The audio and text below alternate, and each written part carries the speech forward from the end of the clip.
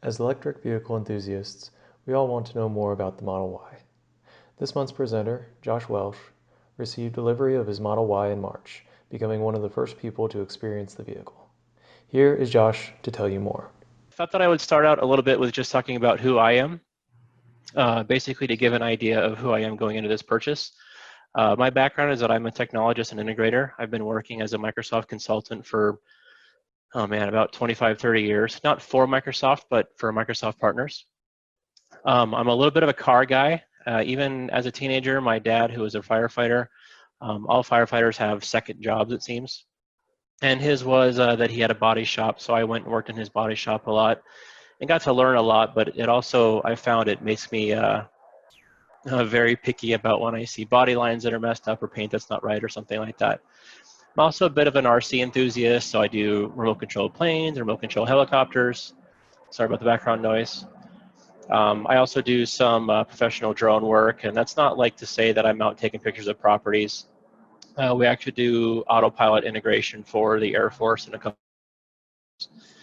And then also, this is my first Tesla.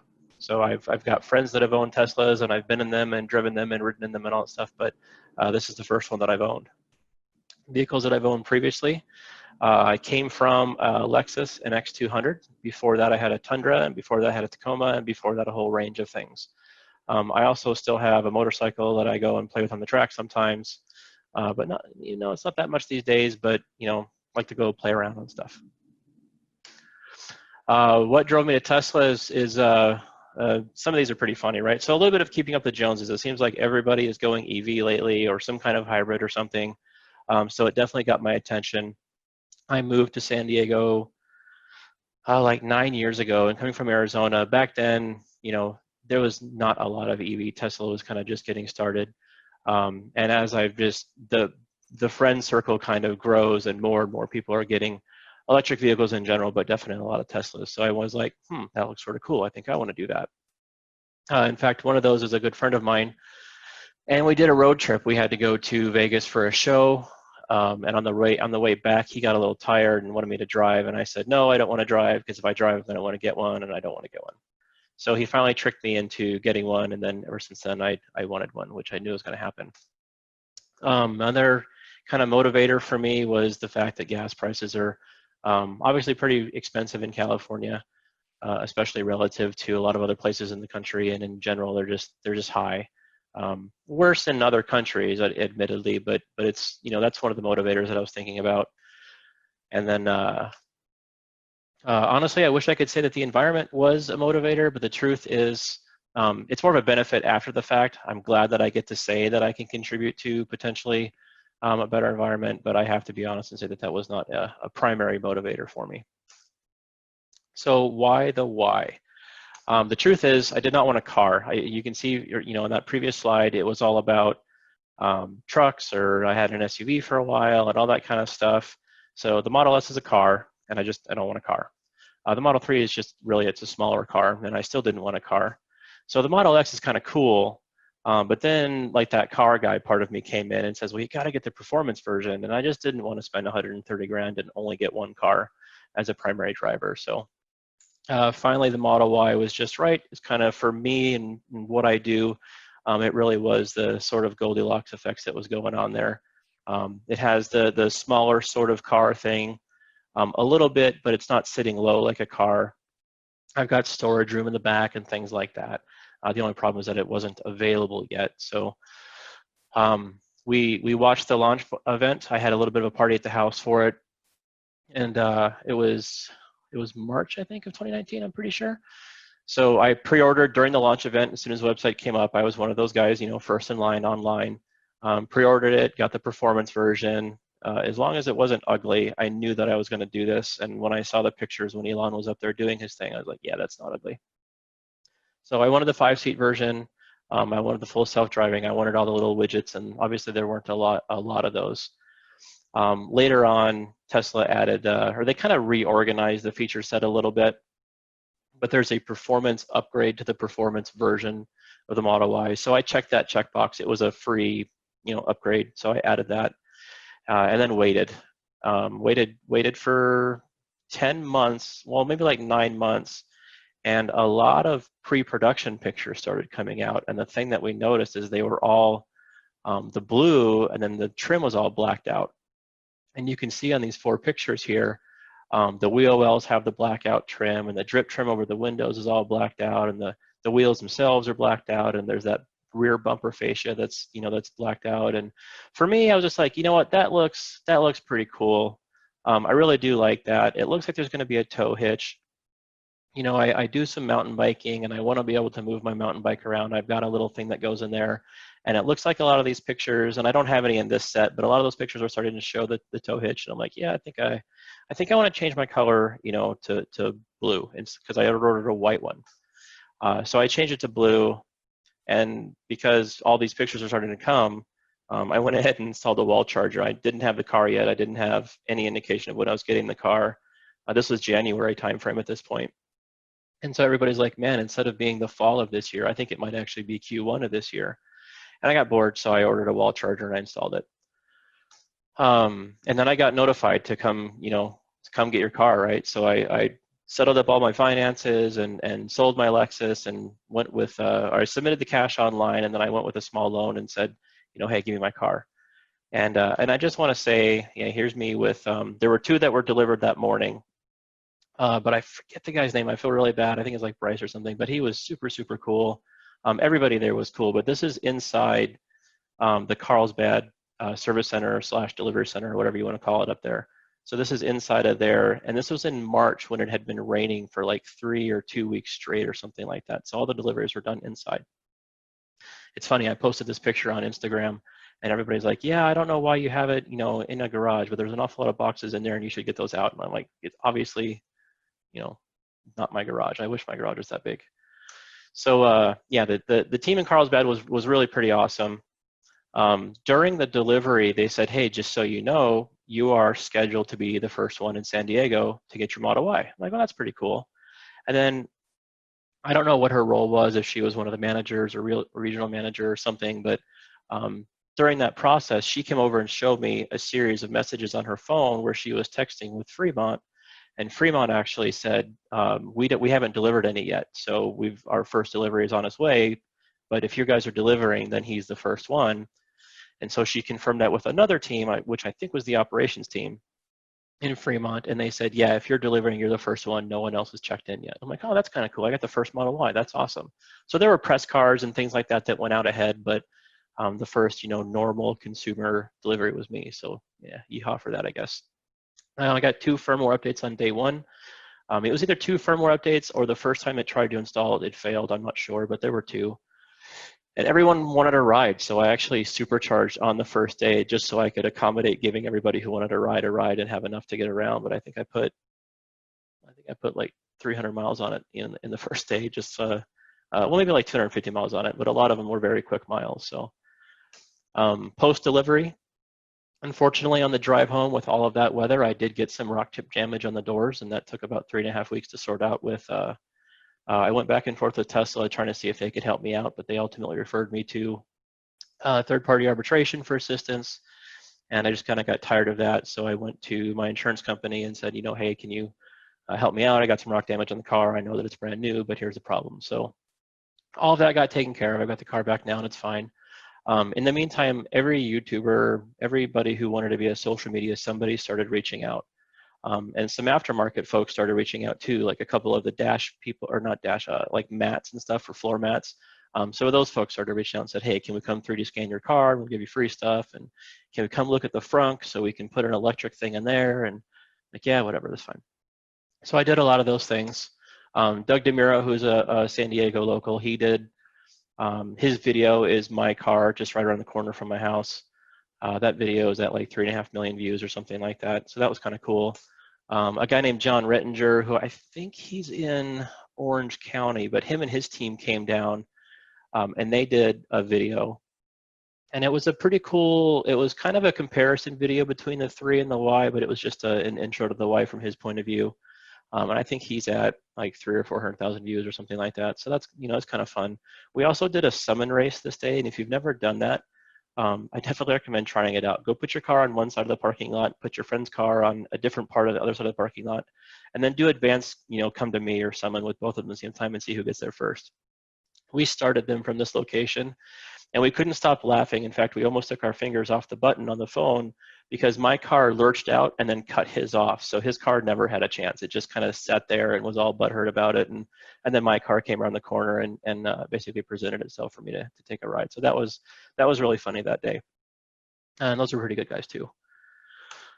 So some likes and dislikes really fast about the car. So with the likes, I really like the ride quality. It's a stiffer ride. It's got 21-inch wheels and very low profile tires, but it's damped well, in my opinion, with a little sense of performance in mind. It just feels good. There's a surprisingly small amount of body roll if you start playing on it. Noise level is not bad. Like people ask about road noise with the 21s, and they ask about wind noise and things like that. And it's definitely a lot less than my friend's Model S, another friend's Model X. And those are both 2018 models. My friend's 2019 Model 3, even he comments that he thinks it might be a little bit less. So that's kind of cool. And a lot of people online seem to ask about that. What's the noise levels like versus this? And, being this is my first car, I can only provide so much feedback on that, but it was good. It was better than I was expecting. Generally speaking, the car is actually pretty comfortable. The seats do sit up a little bit higher than the Model 3, but they are the exact same seats. The view is really great. I've got a great view of everything.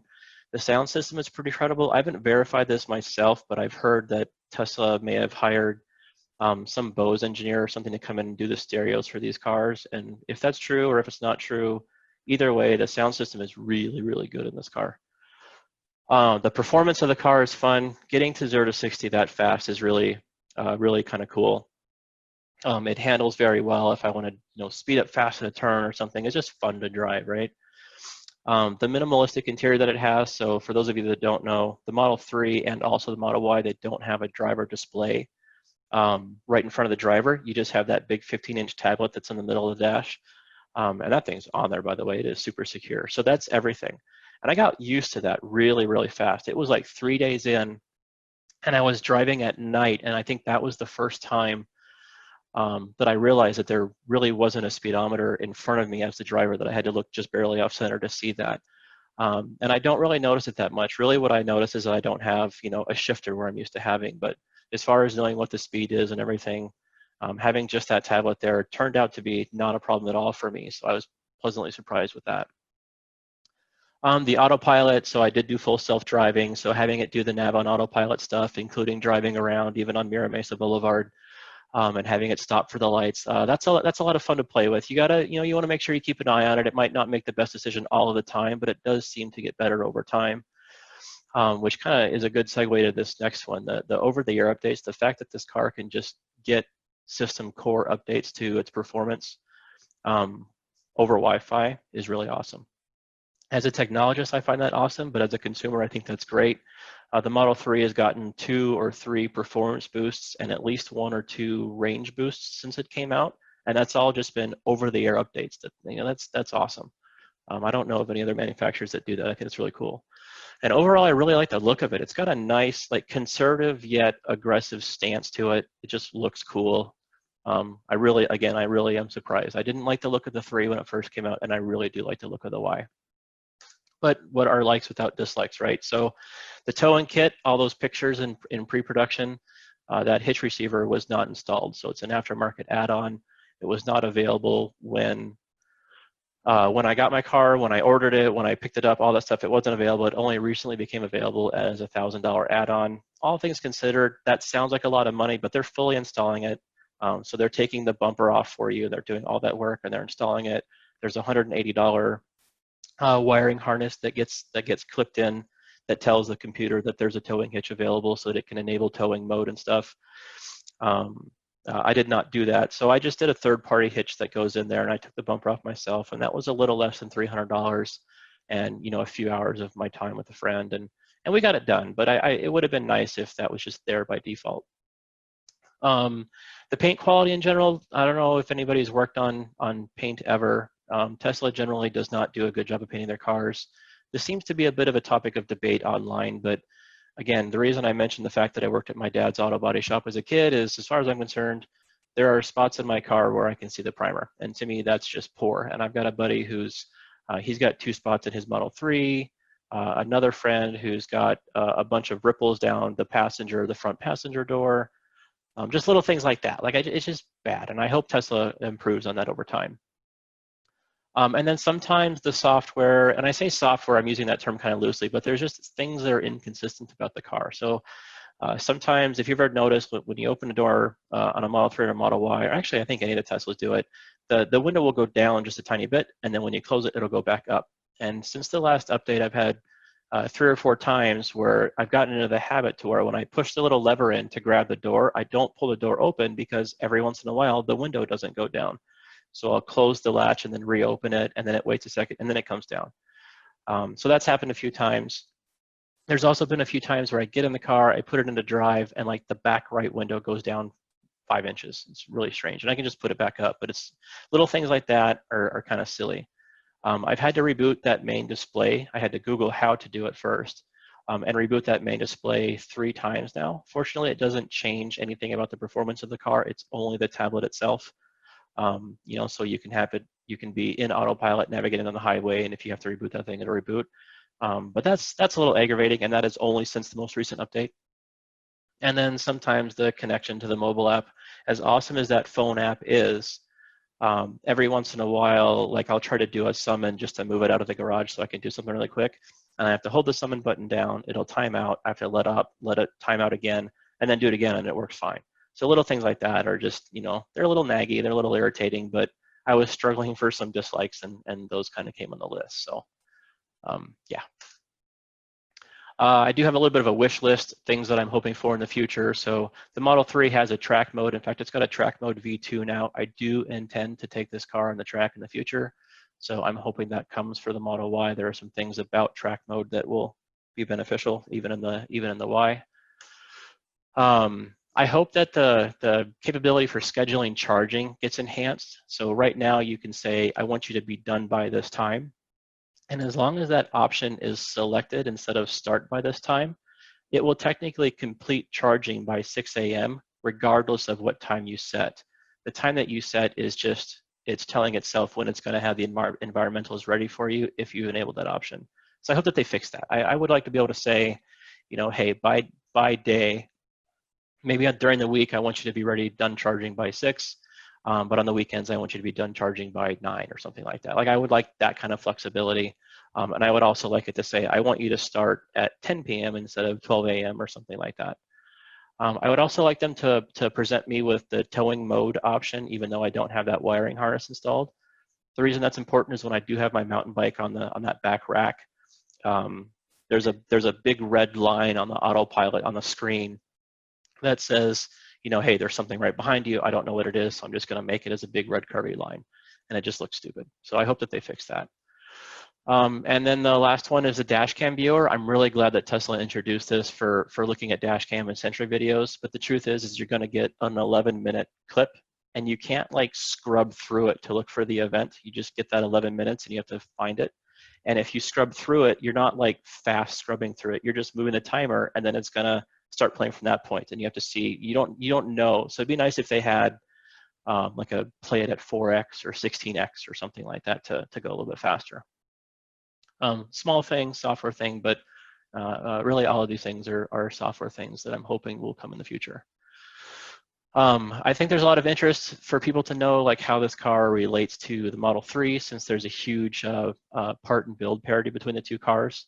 Unfortunately, I'm not the right guy to ask about that. I can say the things that I've heard from friends that have driven my car or whatever that have a Model 3, and I can show you a couple of these pictures, just showing you kind of the ride height difference and the width and things like that, and the 2 cars next to each other. And I think the popular one that people seem to like is that one. But yeah, the 2 cars next to each other. Again, this is the guy that I did the summon race with. This is actually after I beat him. That's just where his car sort of landed when it was said and done. But yeah, so overall, I hear that it's quieter. I don't know if that's true. There's a YouTube channel that I watch, Sandy Monroe. It's like Monroe Live, and they're doing a Model Y teardown, and they did a Model 3 teardown 2 or 3 years ago when it first came out. And he is very, very impressed, and he's taking us through all of this process where he can tell how things are manufactured, and getting to see that through, not only through his eyes, and he's got the background to be able to explain this stuff, but to see through his eyes and be able to get the car taken apart without having to take mine apart and destroy it. It makes me really happy with the level of engineering that's gone into the car, and I do think it's a better car than the 3 at a manufacturing level. So I'm happy with that, but I can't say for sure like what else is better, if the suspension is the same or if the motors are the same. And they seem to be a little bit upgraded, but you know, that's probably more of a question for Sandy, or maybe even Elon or some of those other engineers there. Just a couple little slides here, you know, just showing kind of the difference between the long range and between the Model Y and the Model 3. So you can see there's not a big range hit, but there is a bit of a top speed hit on the dual motor long range. The Model 3 generally is a little bit faster. It'll go a little bit further. That's going to be mostly an aero thing. I don't think that's going to be much else than that. Maybe a little bit of weight too. The performance versus each other. So that number for the performance range is not right. It's actually 285, but this image still said 315. And the top speed, I think, is actually 153 or something like that. But yeah, 0 to 60 in 3.5 seconds for a car this price is pretty awesome. So I'll basically be right there with the Model 3.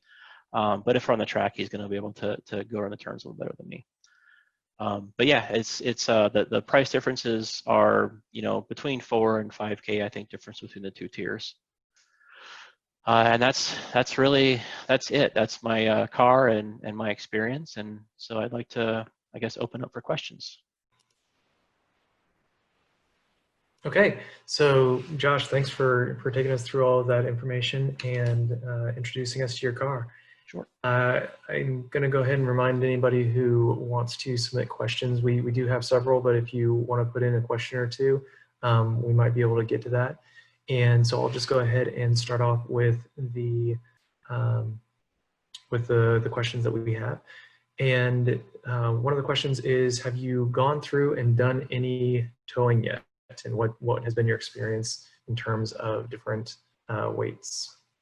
Yeah, that's totally fair. The only thing that I've hooked up to it is my bike rack. So I have this kind of cool little mountain bike folding thing that goes in there into the 2-inch receiver and gets locked in and does it. And I can't feel that, but I mean, that's a total weight of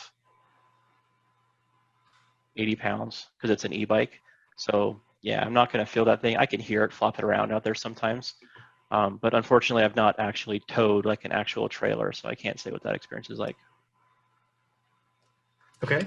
And I know what it's like with the X. I know that people have pulled cars with the X, and they're like, yeah, it pulls it fine. It's no big deal. It affects miles, obviously, but it's totally fine.